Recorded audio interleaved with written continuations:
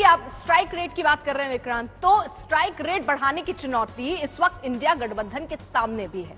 Pitch उनके माकूल नजर नहीं आ रही। जांच एजेंसियों की बॉडी लाइन, बॉलिंग उन्हें लगातार परेशान कर रही है, जिसे वो सियासी मुद्दा बनाकर रेफरी से शिकायत कर चुके हैं।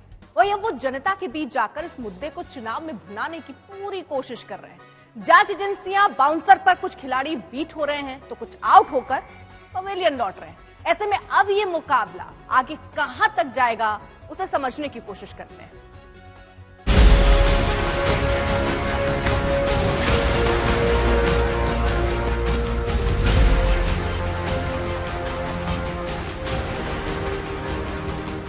जैसे क्रिकेट के मैदान पर उतरे खिलाड़ी को डर होता है पेविलियन का, वैसा ही डर इन दिनों सियासी खिलाड़ियों को है जांच एजेंसियों के समन का।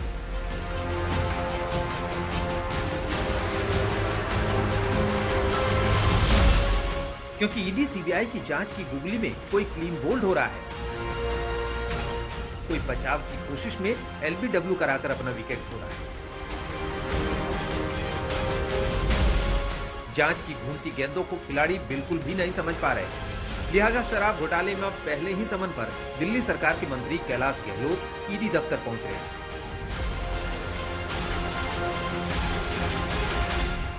देखिए, मैं बार बार यही रिपीट कर रहा हूँ कि क्या पूछा गया पॉलिसी के बारे में, जितने भी हर पहलू उन पे चर्चा हुई और उन्होंने सवाल किए और उनका जितने भी मेरी बेस्ट ऑफ नॉलेज और जितना भी मुझे याद है वो सारे सवाल के अच्छे तरीके से जवाब दिए। सारी चीज़ें जैसे पॉलिसी ड्राफ्ट हुई, कैसे हुई, क्यों हुई, किस तरीके से हुई, उसके बारे में सारे सवाल जो है ईडी ने, क्योंकि 11:30 से लेकर 4:30 लगभग 5 घंटे जो है पूछताछ चली।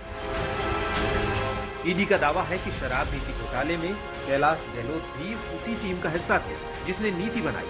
तो आपने इस दावे को विपक्षी नेताओं को फंसाने की साजिश बताया।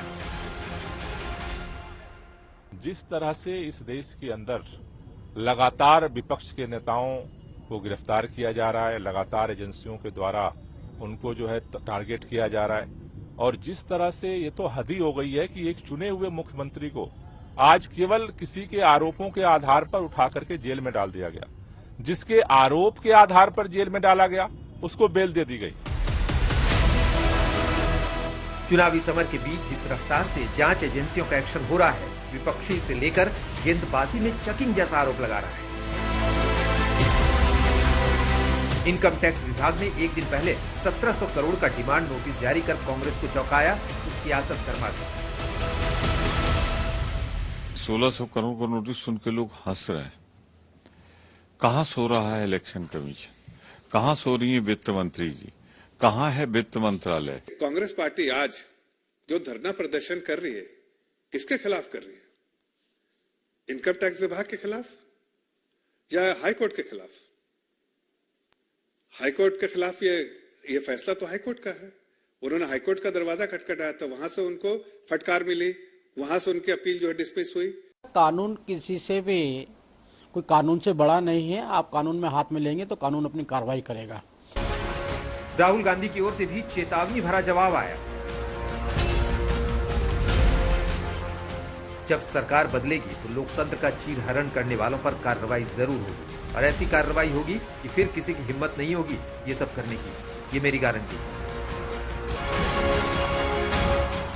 बीजेपी ने इस चुनाव में हाईएस्ट स्कोर का टारगेट सेट किया।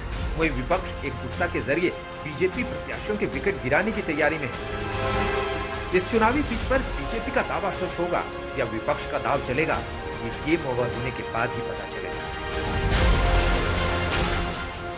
आज तक